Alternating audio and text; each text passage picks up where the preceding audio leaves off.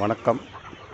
SS நாட்டுக்கோழி பண்ணை எங்கே இருக்குன்னாக்கா தஞ்சாவூர் மாவட்டம் ஆலக்குடி கிராமம் ரயில்வே ஸ்டேஷன் எதிரில் அமைந்துள்ளது. எங்களிடம் நாட்டுக்கோழி இயற்கை நாட்டுக்கோழியாக வளர்க்குறோம். அதுக்கு சொட்டு மருந்து, தடுப்பூசி, இங்கிலீஷ் மெடிசன்லாம் இல்லாமல் காய்கறி, கீரை வகைகள், வெங்காயம், இந்த மாதிரி காய்கறிகள் முறையில் நாங்கள் அதெல்லாம் வளர்த்துட்டு வரோம்.